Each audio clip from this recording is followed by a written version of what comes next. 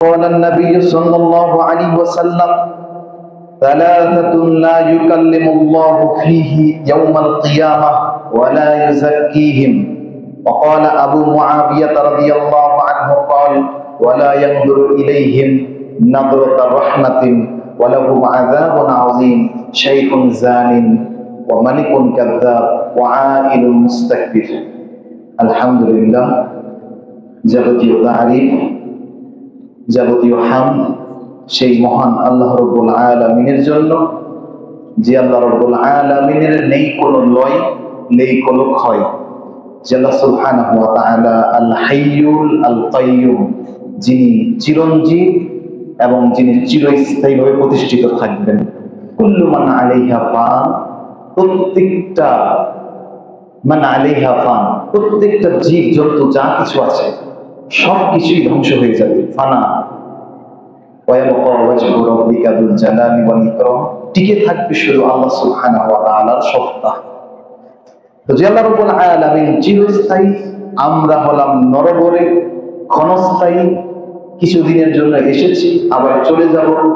সেই রব্বুল আলামিন মহা পরাক্রমশালী আল্লাহর জন্য শুকরিয়া আদায় করি যে আল্লাহ রাব্বুল আলামিনের ক্ষমতার কাছে আমরা হলাম নগ্ন, নিম্ন বস্তু, তুচ্ছ। সেই আল্লাহ রাব্বুল আলামিনের শুকরিয়া আদায় করি, বলি আলহামদুলিল্লাহ। দুরূদ ও সালাম বর্ষিত হোক আমাদের প্রিয় নবীর জন্য। গত সপ্তাহে যেহেতু একটা বিষয় আমি আলোচনা করেছিলাম, তারই ধারাবাহিকতায় হারাম সংক্রান্ত বিষয়ে আমি আপনাদের সামনে পর্যায়ক্রমে এই মাসটাতে শুরু করার চেষ্টা করেছি। গত সপ্তাহের হারামের বিষয়গুলো, আল মুহাররামাতুল যাতিয়্যা, আল্লাহ রাব্বুল আলামিন সত্তাগতভাবে যে জিনিসগুলো মানুষের জন্য হারাম করেছেন তারই মধ্যে একটা ছিল মদ, খামর। দ্বিতীয় প্রকার আরেকটা হারাম বস্তু হলো যেটা আল মুহাররামাতুল যাতিয়্যার মধ্যে পড়ে, সত্তাগতই আল্লাহ এই জিনিসটাকে হারাম করেছেন, এই কাজটাকে, সেটা হলো অবৈধ সম্পর্ক, জিনা।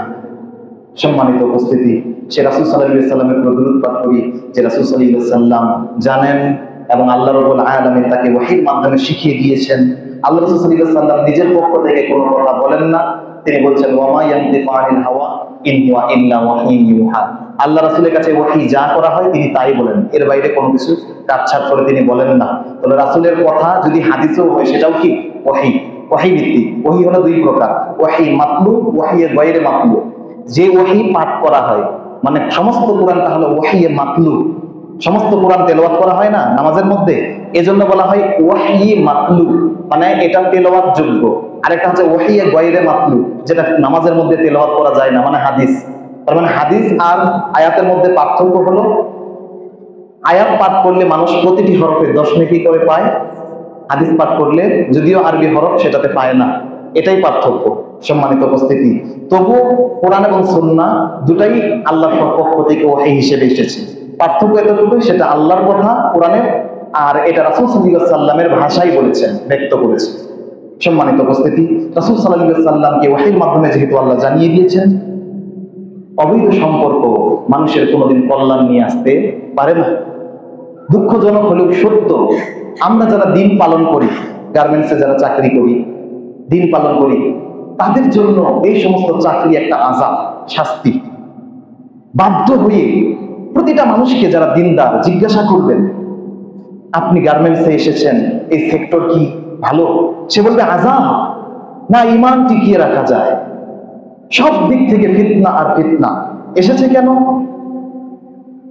বাড়িতে একটা সংসার আছে, বিশাল দায়িত্ব, বিশাল তার উপর চাপিয়ে দেওয়া হয়েছে। যদি বাসায় পড়ে থাকে, নানান রকম কথাবার্তা তাকে শুনতে হবে।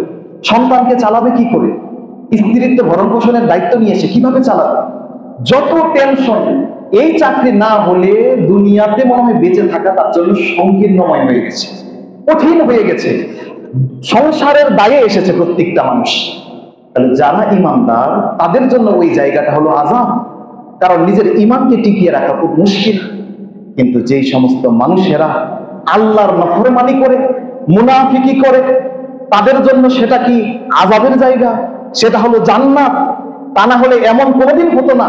অসংখ্য পরিবার আছে যারা অন্যের বাসা ভাড়ায় থাকে, স্বামী স্ত্রীর পরিচয়ে, অথচ খোঁজ নিয়ে দেখতেন তারা স্বামী স্ত্রী না। সম্মানিত উপস্থিতি, তাদের জন্য এই দুনিয়াটা হলো জান্নাত। আদ-দুনিয়া সিজনুল মুমিনি ওয়া জান্নাতুল কাফির।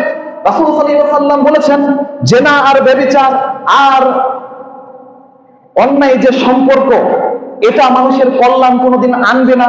মানুষকে দুনিয়াতেই এই শাস্তি দিবে, আখিরাতে জ্বলন্ত শাস্তি আছেই। এজন্য রাসূল সাল্লাল্লাহু আলাইহি ওয়াসাল্লাম সতর্ক করে গেছেন, আল্লাহ রাব্বুল আলামিন সতর্ক করেছেন। সেই রাসূলের প্রতি আমরা দুরূদ পাঠ করি, সকলে বলি সাল্লাল্লাহু আলাইহি ওয়াসাল্লাম। সম্মানিত উপস্থিতি, আমি শুরুতেই বলতে চাই, আজকের আলোচনা যেহেতু আমাদের প্রেম সংক্রান্ত, জেনা সংক্রান্ত, আজকে তথাকথিত আধুনিক সভ্যতা এটাকে যে প্রেম নাম দিয়েছে, এটা প্রেম না, এটা জেনা। যে নামটা দিয়েছে এটা প্রেম নয়, এটা নাম কি? জেনা। মদ ডাইরেক্টলি মানুষ শুনলে বলবে মদ খাচ্ছে, বিশাল অপরাধ, তাই তারা ড্রিঙ্কস নাম দিয়েছে, যাতে করে একটু নামটা শুনতে হালকা লাগে, মনে খটকা একটু কম লাগে, এজন্য তারা মদের পরিবর্তে নাম দিয়েছে ড্রিঙ্কস।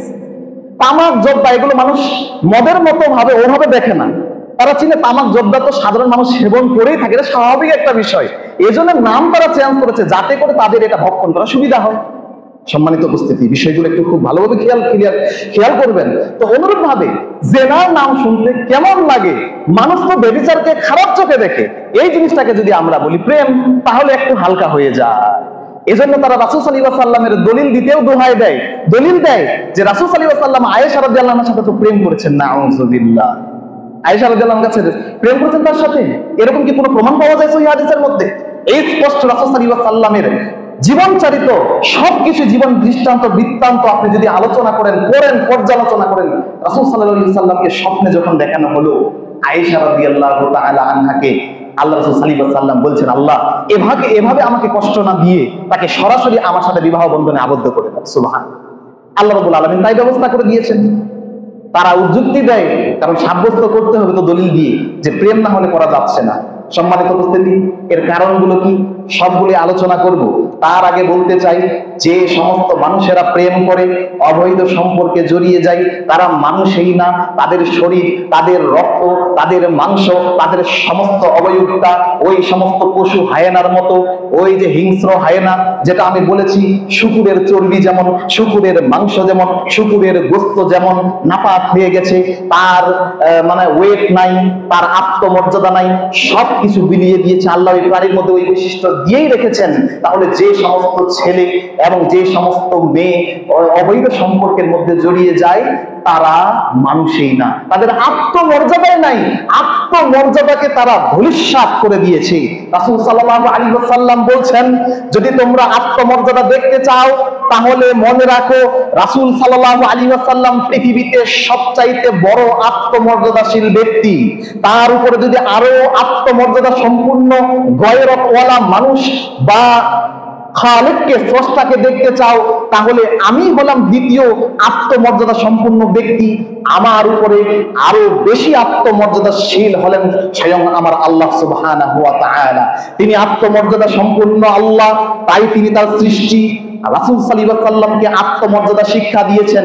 রাসূল সাল্লাল্লাহু আলাইহি ওয়াসাল্লাম তার উম্মতে মুহাম্মাদিয়াকে আত্মমর্যাদা শিক্ষা দিয়েছেন যে মানুষ হতে গেলে অবৈধ সম্পর্কে জড়াবে না, বরং সে বিবাহবদ্ধদের হালাল ভাবে সে সম্পর্ক টিকিয়ে রাখবে, কোনো অন্যায় ভাবে যেটা আল্লাহ রাব্বুল আলামিন নিষেধ করেছেন সেই রাস্তায় সে যাবে না। এজন্য আমি গত সপ্তাহে একটা উদাহরণ দিয়েছি যে পশু পাখির মধ্যেও আত্মমর্যাদা শিখার আছে, না হলে রাসূল সাল্লাল্লাহু আলাইহি ওয়াসাল্লাম সাহাবাগণ উদাহরণের মাধ্যমে বুঝিয়ে দিতেন না যে আত্মমর্যাদা শিখতে হলে উটের কাছে তোমরা আত্মমর্যাদা শিখো। উটের কাছে আত্মমর্যাদা বলতে অসংখ্য মানুষ রয়েছে যারা পরক্রিয়ায় লিপ্ত, যাদের স্ত্রী ঠিক নাই, যাদের সংসার ঠিক নাই, কোথায় থাকে, কিভাবে থাকে, কোনো ঠিক ঠিকানা নাই, একটা অবৈধ সম্পর্কে তারা টিকে আছে। তাদের ক্ষেত্রে রাসূল সাল্লাল্লাহু আলাইহি ওয়াসাল্লাম লক্ষ্য করে বলতেছেন, যদি এমনই হয় তাহলে দায়ুস হয়ে যায়ও না, কারণ ওই উট, তার মধ্যে কোনো আত্মমর্যাদাহীনতা নাই, কারণ আল্লাহ রাব্বুল আলামিন ওটা প্রাণী হলেও তার মাঝে ওয়েট রেখে দিয়েছেন। উট যদি দেখে তার সঙ্গিনীর সাথে অপর কোনো উট সহবাসে লিপ্ত হয়েছে বা মিশেছে, ওই উট তখন কি করে, সেই উটের সাথে একান্তে যুদ্ধ শুরু করে দেয়। এক পর্যায়ে তারা লড়াই করতে করতে ওই উটটাকে হত্যা পর্যন্ত করে ফেলে। রাসূল সাল্লাল্লাহু আলাইহি ওয়াসাল্লাম বলছেন, যদি আত্মমর্যাদা শিখতে চাও তাহলে এই উটের কাছে শিখে নাও। সে যখন তার বউয়ের কাছে অন্য কোনো পরপুরুষ উটকে দেখেছে, তখন সে তাকে জীবন্ত বেঁচে থাকতে বা থাকাটা পছন্দ করে না, তাকে মেরে ফেলাটাই পছন্দ করেছে, সে বেছে নিয়েছে। সম্মানিত উপস্থিতি, আব্দুল্লাহ ইবনে মাসউদ, আরেকটি কাহিনী শুনুন।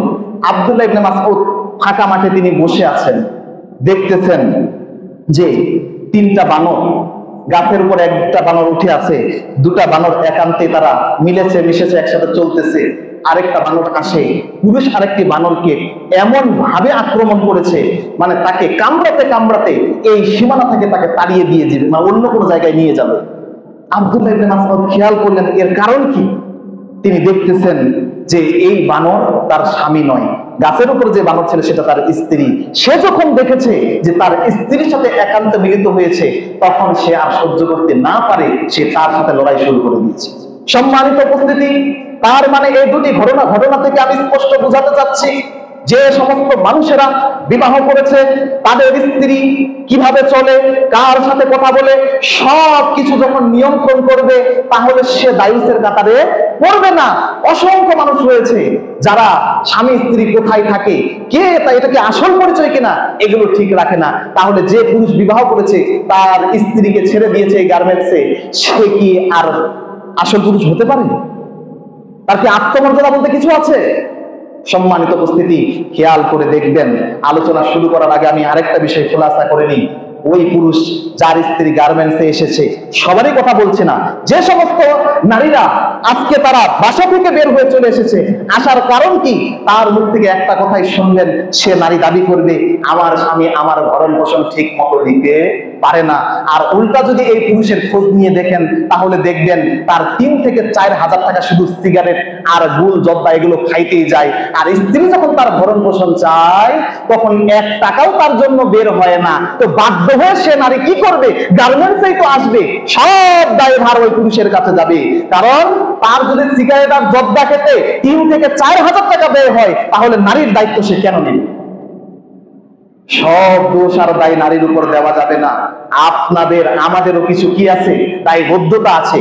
কেন আমি তার 3 থেকে 4 হাজার টাকা প্রতি মাসে ব্যয় করার মতো শক্তি সামর্থ্য রাখলাম না? তাহলে কেন বিবাহ করলাম? রাসূল সাল্লাল্লাহু আলাইহি ওয়াসাল্লাম বলছেন যে, ও যুবক সমাজ, ইয়া মা'শারাস শাবাব মান ইসতাতা'a মিনকুমুল বাআতা ফালইয়াতাযাওয়াজ।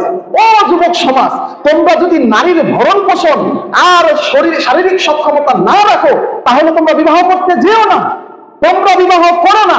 যখন দেখতেছে অতিরিক্ত কাম ভাব চলে আসতেছে, তাহলে রোজা রেখে রেখে তোমাদের সমস্ত যৌবন ধ্বংস করে দাও, তবুও তুমি বিবাহ বন্ধনে আবদ্ধ হয়ে। কেন রাসূল সাল্লাল্লাহু আলাইহি ওয়াসাল্লাম এটা বললেন?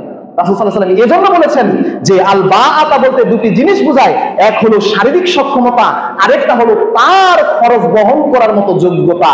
এই দুটার সমন্বয় যদি কোনো পুরুষের না থাকে, তাহলে সেই পুরুষের জন্য বিবাহ করাই হারাম। তাহলে এখন বলুন, যে সমস্ত মানুষের কারণে আজকে এভাবে বাধ্য হয়ে এসেছে, পাপ কাজ অসংখ্য নারী বেপরদায় চলতেছে, তাদের ক্ষেত্রে বিধান কি দিবেন? সেই পুরুষকে এর জন্য কিয়ামতের দিন আল্লাহ রাব্বুল আলামিনের কাছে জবাবদিহিতার সম্মুখীন হবেন না? অবশ্যই হবেন। তারও এখানে দুর্বলতা আছে। কেন সে বিবাহ করলো? যেহেতু সেই স্ত্রীকে চালাতে পারবে না। অথচ নেশার জন্য, নেশাদার দ্রব্য সেবনের জন্য তার 5 থেকে 10 হাজার টাকা খরচ করতে সে প্রস্তুত। আরেক শ্রেণীর মানুষকে পাওয়া যায় যারা জুয়া খেলে সমস্ত টাকা পয়সা একবারে বাড়ি শেষ করে ফেলেছে। তার স্ত্রী কি করবে? ওই সংসারে থাকবে?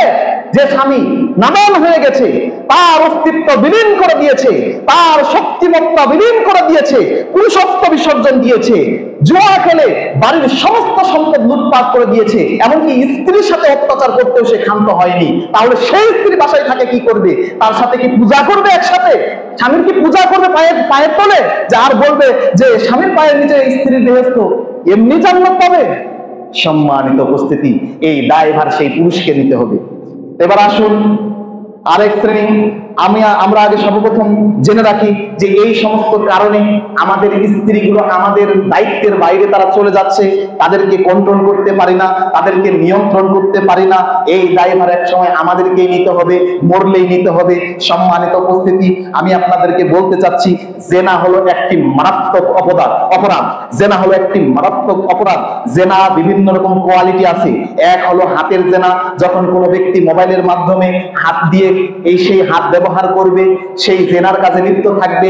কোনো বেগানা নারীর সাথে অযথা কথা বলবে, অপ্রয়োজনীয় কথা বলবে, পিতা মাতার বন্ধনে, যে বিবাহ বন্ধনে আবদ্ধ হবে, এটা ছাড়াই যদি কোনো মেয়ের সাথে কথা বলে, কোনো নারী যদি কোনো ছেলের সাথে কথা বলে, তাহলে আল্লাহ সাল্লাল্লাহু আলাইহি ওয়াসাল্লাম বলছেন ওই ব্যক্তির ওটা হবে হাতের জেনা।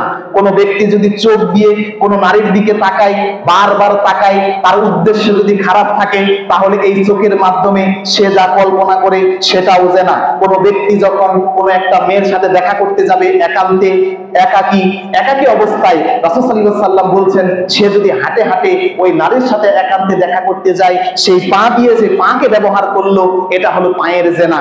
আর যে ব্যক্তি তার অন্তরে চিন্তা করে যে আমি আজকে এটা করব, ওই মেয়ের সাথে এভাবে কথা বলবো, আজকে ডেটে যাব, এই সমস্ত চিন্তা অন্তরের মধ্যে কল্পনা জল্পনা করে, এটা হলো অন্তরের জেনা। আর যখন সে সরাসরি সেই নারীর সাথে সেই কাজে লিপ্ত হয়, তখন সেই জেনা সত্যায়ন হয়, না হয় মিথ্যায় পরিণত হয়। হয় সে জেনায় লিপ্ত হয়, না হয় সে বিরত থাকে। সম্মানিত উপস্থিতি, জেনার কোয়ালিটি আছে। তো রাসূল সাল্লাল্লাহু আলাইহি ওয়াসাল্লাম বলছেন যত প্রকার জেনার কোয়ালিটি আছে, যত প্রকার অবৈধ সম্পর্ক আছে, সব রকম পথগুলো আমি রাসূল সাল্লাল্লাহু আলাইহি ওয়াসাল্লাম বন্ধ করে দিলাম, এবং আল্লাহ রাব্বুল আলামিন নিষেধ করে দিয়েছেন, ওয়ালা তাকরাবুজ জিনা ইন্নাহু কানা ফাহিশাতান ওয়া সাআ সাবিলা। তোমরা জিনার নিকটে যেও না, ইন্নাহু কানা ফাহিশাতান ওয়া সাআ সাবিলা। নিশ্চয়ই এই জিনা হলো অন্যায় এবং গর্হিত কাজ। সম্মানিত উপস্থিতি, এই আয়াত থেকে আপনারা বুঝতে পারবেন আল্লাহ রাব্বুল আলামিন এমন কোন খারাপ কাজ আছে যেটাতে সরাসরি বলছেন যে এটা তো কাজ করবা না, এর আশেপাশেও যাবা না? এরকম কি কোনো খারাপ কাজ আছে যেটা স্বয়ং আল্লাহ রাব্বুল আলামিন বলেছেন যে তোমরা মদ খেও না, কিন্তু মদের আশেপাশে যেও না? এরকম কথা কিন্তু বলেন নাই। জেনা হলো মারাত্মক অপরাধ। এজন্য আল্লাহ রাব্বুল আলামিন আগেই সতর্ক করেছেন, ওয়ালা তাকরাবুজ জিনা। জিনা করবা না তো করবা নাই, লা তাকরাবুজ জিনা। যে কাজগুলো জিনার দিকে তোমাকে নিয়ে যাবে, ওই কাজের নিকটবর্তী হয়ো না। ইন্নাহু কানা ফাহিশাতান ওয়া সাআ সাবিলা। নিশ্চয়ই এই জিনা হলো নিকৃষ্টতম খারাপ কাজ। সম্মানিত উপস্থিতি, কিয়ামতের দিন তিন শ্রেণীর মানুষের দিকে আল্লাহ রাব্বুল আলামিন রহমতের দৃষ্টিতে তাকাবেন না এবং তাদের সাথে কথাও বলবেন না। তার মধ্যে এক নাম্বার হচ্ছে প্রখ্যাত সাহাবী আবু হুরায়রা রাদিয়াল্লাহু আনহু। তিনি বলছেন, সালাসাতুল লা ইউকাল্লিমুহুমুল্লাহু ইয়াওমাল কিয়ামা। তিন ব্যক্তির সাথে কিয়ামতের দিন আল্লাহ কথা বলবেন না। কথা বলা না বলা কি এটা কি স্বাভাবিক বিষয়? আল্লাহ যার সাথে কথা বলবে না, তার দিকে রহমতের দৃষ্টিতে তাকাবেন না। যার উপর রহমত থাকবে না, সে জাহান্নাম থেকে যেতে বাধ্য। আর এই জন্য আল্লাহ রাব্বুল আলামিন বলেছেন হাদিসের মাধ্যমে, লা ইউকাল্লিমুল্লাহ, আল্লাহ তাদের সাথে কথাই বলবেন না। এক নাম্বার শ্রেণী হলো ওয়ালা ইউযাক্কিহিম, তাদেরকে পবিত্রও করবেন না, তাজকিয়াও দিবেন না। তাজকিয়া বুঝেন? মদিনা ইউনিভার্সিটিতে যে সমস্ত ছাত্ররা সারা বাংলাদেশ কেন সারা পৃথিবীতে মদিনা ইউনিভার্সিটিতে চান্স পাওয়ার জন্য আবেদন করে, বাংলাদেশের কিছু ডিগ্রিধারী আলেম থাকে, মাদানী ডক্টরেট, যেমন ডক্টর আবু বকর জাকারিয়া, ডক্টর শহীদুল্লাহ খান মাদানী, তাদের তাজকিয়া নেই, মানে তাদের প্রশংসাপত্র আল্লাহ রাব্বুল আলামিনও তাদেরকে তাজকিয়া দিবেন না। মানে একটা কাগজের মধ্যে ওই ছাত্রের ব্যাপারে বলবে, যতদিন আমার মাদ্রাসায় পড়ালেখা করেছে আমি তাকে ভালো হিসেবে চিনেছি, জেনেছি। আপনারা তাকে গ্রহণ করবেন কি করবেন না, এটা আপনাদের সিদ্ধান্তে রাখতে পারেন। এরকম করে কিছু একটা লিখে দেয়, তো আল্লাহ রাব্বুল আলামিন তাদেরকেও পবিত্র করবেন না, তাদেরকে নাপাকেই রাখবেন। যারা জেনাকারী এবং জেনাকারিনী, যারা অবৈধ সম্পর্কে লিপ্ত হয়েছে, আল্লাহ বলছেন ওয়ালা ইউযাক্কিহিম, তাদেরকে পবিত্র করবেন না। ক্বালা আবু মুআবিয়া বলছেন ওয়ালা ইয়ানজুরু ইলাইহিম, আল্লাহ রাব্বুল আলামিন তাদেরকে রহমতের দৃষ্টিতে তাকাবেনই না। এরপরে বলছেন ওয়ালাহুম আযাবুন আযীম, তাদের জন্য কঠিন শাস্তি রয়েছে। তার মধ্যে এক শ্রেণী হলো শাইখুন জানি, যে মানুষ বৃদ্ধ হয়েছে এরপরেও জেনায় লিপ্ত হয়েছে। নাউযুবিল্লাহ, যে মানুষ বৃদ্ধ হয়েছে, বৃদ্ধ অবস্থায় জেনায় লিপ্ত হয়েছে। যুবক যুবতী জেনা করতে পারে, এটা স্বাভাবিক, কারণ সেই সময়টা তাদের অন্যরকম সময়। কিন্তু একজন বৃদ্ধ মানুষ বিবাহ করার পরে যদি জেনায় লিপ্ত হয়, এটা হলো মারাত্মক অপরাধ। এজন্য আল্লাহ রাব্বুল আলামিন তাদের জন্য কঠিনতম শাস্তি নির্ধারণ করেছেন। তার মধ্যে প্রথম নম্বর লাঞ্ছনা হলো সেটা যে আল্লাহ রাব্বুল আলামিন তাদের দিকে রহমতের দৃষ্টিতে তাকাবেন না, তাদের সাথে কথাই বলবেন না টোটালি। এরপর বলছেন যে মালিকুন কাব্বাব, এমন নেতা রাষ্ট্রনায়ক যে মিথ্যা কথা বলে মানুষকে জুলুম নির্যাতন করে মানুষকে আয়না ঘুরে ঢুকিয়ে দেয়, মানুষের উপরে মানে হচ্ছে যে নির্যাতনের সর্বোচ্চ সীমা যেটা সেই জায়গায় যদি পৌঁছে যায়, তো রাসূল সাল্লাল্লাহু আলাইহি ওয়াসাল্লাম বলছেন ওই মিথ্যাবাদী শাসক তাকে আল্লাহ রাব্বুল আলামিন তার সাথে কথা বলবেন না কিয়ামতের দিনে। ওয়া আইলুল মুস্তাকবির, আরেক শ্রেণীর মানুষ হলো যারা গরিব কিন্তু অহংকারী, যারা গরিব কিন্তু অহংকারী। এখন বাংলাদেশে কত মানুষ রয়েছে গরিব গুলো, দেখবেন রাইস কুকার, প্রেসার কুকার, তাদের বাড়িতে ফ্রিজ, তাদের বাড়িতে আরো অনেক জিনিস তাদের দেখা যায়। এখন আর কেউ বাংলাদেশে গরিব নাই, সকলে একটু ধনী হওয়ার চেষ্টা করে। স্মার্ট এই যুগে, আধুনিক যুগে সকলে চেষ্টা করে পরিবেশটা বজায় রাখা। দেখবেন যে গরিবদের বাসায় সবকিছুই আছে, কোনো কিছুর কমতি নেই। এই মানুষদের দেখবেন যে তাদের ভাব সাপ আর কথাবার্তা মনে হয় একবার বড় লোককেও সে ফেল করে ফেলবে, মানে এত অহংকার। তো আল্লাহ রাসূল সাল্লাল্লাহু আলাইহি ওয়াসাল্লাম বলছেন যে সমস্ত মানুষেরা আর্থিক অসচ্ছলতা থাকার পরেও মানুষকে দাপট দেখায় আর মানুষের সাথে অহংকার করে বেড়ায়, মানুষকে অহংকার দেখায়, এই সমস্ত ব্যক্তির সাথে কিয়ামতের দিন আল্লাহ রাব্বুল আলামিন কথা বলবেন। সম্মানিত উপস্থিতি, এরপরে রাসূল সাল্লাল্লাহু আলাইহি ওয়াসাল্লাম বলছেন 4 নাম্বার পয়েন্টে আমি যেটা বলবো, যারা জেনায় লিপ্ত হয় সেটা ছোট বাচ্চা হোক আর বড় ব্যক্তি হোক, রাসূল সাল্লাল্লাহু আলাইহি ওয়াসাল্লাম বলছেন সে যদি মুসলিমও হয় তবুও সেই ব্যক্তির রক্ত হালাল। যদি সেই ব্যক্তি মুসলিম হয় তবুও সেই ব্যক্তির রক্ত হালাল। আয়েশা রাদিয়াল্লাহু তাআলা আনহা বলেন قال رسول الله صلى الله عليه وسلم, রাসূল সাল্লাল্লাহু আলাইহি ওয়াসাল্লাম বলছেন লা ইয়াহিল্লু দামু ইমরিইন মুসলিমিন ইয়াশহাদু আল্লা ইলাহা ইল্লাল্লাহ ওয়া আন্না মুহাম্মাদার রাসূলুল্লাহ, ওই মুসলিমের রক্ত কখনোই হালাল নয়, মানে তাকে হত্যা করা যাবে না কোনো কারণেই না। যে ব্যক্তি মুখ থেকে স্বীকার করেছে, স্বীকৃতি দিয়েছে আশহাদু আল্লা ইলাহা ইল্লাল্লাহ ওয়া আন্না মুহাম্মাদার রাসূলুল্লাহ, মানে কালেমার এই সাক্ষ্য যেই ব্যক্তির মুখ থেকে বের হয়েছে সেই ব্যক্তিকে আর হত্যা করা যাবে না।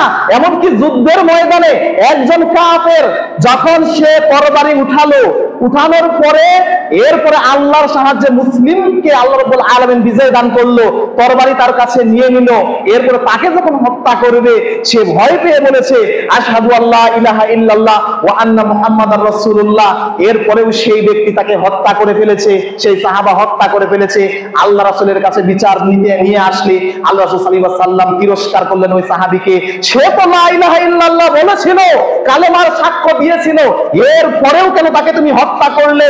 শুনে রাখো সাহাবারা, যে ব্যক্তি মুখ থেকে প্রকাশ্যে লা ইলাহা ইল্লাল্লাহর কালেমার সাক্ষ্য দিবে সেই ব্যক্তি তখন থেকে প্রকাশ্যে মুসলিম, তার রক্ত হারাম হয়ে যায় অপর মুসলমানের উপর, তাকে আর হত্যা করা যাবে না। ঠিক অনুরূপ ভাবে এই হাদিসের মধ্যে রাসূল সাল্লাল্লাহু আলাইহি ওয়াসাল্লাম বলছেন পৃথিবীর যত অন্যায় করুক একজন মুসলমান, শুধু হজ সংক্রান্ত আর কিসাস সংক্রান্ত এগুলো বাদে অন্য কোনো কারণে যে লা ইলাহা ইল্লাল্লাহর সাক্ষ্য দেয় তাকে হত্যা করা যাবে না। তবে রাসূল সাল্লাল্লাহু আলাইহি ওয়াসাল্লাম বলছেন যে 3 ব্যক্তি ব্যতীত এই 3 ব্যক্তিকে লা ইলাহা ইল্লাল্লাহর সাক্ষ্য দিলেও তাকে হত্যা করতে হবে। তার মধ্যে এক শ্রেণী হলো যে ইল্লা বিইহদা সালাসিন রাজুলুন জানা বা'দা ইহসানিন, যে বিবাহ করার পরেও জিনায় লিপ্ত হয়, যে লা ইলাহা ইল্লাল্লাহর সাক্ষ্য দেয় বিবাহ করার পরেও জিনায় লিপ্ত হয়, আল্লাহ রাসূল সাল্লাল্লাহু আলাইহি ওয়াসাল্লাম বলছেন তার পৃথিবীতে বেঁচে থাকার কোনো অধিকার নেই। ফা ইন্নাহু ইউরজামু, তাকে পাথর মেরে মেরে তাকে রজম করে হত্যা করতে হবে, পৃথিবীতে বেঁচে থাকার কোনো অধিকার তার নেই। তাহলে অসংখ্য পুরুষ রয়েছে, অসংখ্য নারী রয়েছে, শুধু ঢাকার বুকে নয়, গ্রাম থেকে শুরু করে শহর পর্যন্ত প্রতিটি বাড়িতে বাড়িতে, প্রতিটি ঘরে ঘরে যে পরিমাণ অবৈধ সম্পর্ক গড়ে উঠতেছে, পরকীয়া গড়ে উঠতেছে, এগুলোর জবাব আপনারা কি দিবেন? আজকের রাষ্ট্র যদি ইসলামী রাষ্ট্র হতো, একটা মুসলিমও বাঁচতে পারতো না, সকলকেই রজম করে হত্যা করতে হতো। যে সমস্ত মানুষেরা বিবাহ করার পরেও অপর কোনো মহিলার সাথে সম্পর্কে লিপ্ত হয় তার বেঁচে থাকার কোনো অধিকার নেই। আজকে মুসলিম রাষ্ট্রনায়ক যদি এই বাংলাদেশের বুকে থাকতো, তাহলে একবার যদি প্রকাশ পেত অমুক ব্যক্তি বিবাহ করার পরেও অমুক মহিলার সাথে সম্পর্কে জড়িয়ে গেছে, তাহলে সেই ব্যক্তিকে প্রকাশ্যে সমস্ত মানুষের সামনে গর্ত করে অর্ধ শরীর তার মাটিতে পুঁতে দিয়ে তাকে পাথর মেরে মেরে তাকে এই দুনিয়া থেকে বিদায় করে দেওয়া হতো। আজকে সেই রাষ্ট্র, সেই সরকার নেই। যদিও এই সংবিধান চলে, সেটা চলে সেই পশ্চিমা তন্ত্রের আলোকেই চলে। মস্তিষ্ক প্রসূত যে বিধান তারা প্রণয়ন করেছে, সেই বিধানের আলোকেই আজকে দেশ রাষ্ট্র পরিচালিত হচ্ছে। যদিও তারা মুখে স্বীকার করে এটা মুসলিম রাষ্ট্র, 99% মুসলিম, কিন্তু খোঁজ নিয়ে দেখেন একটাও মুসলিম নেই।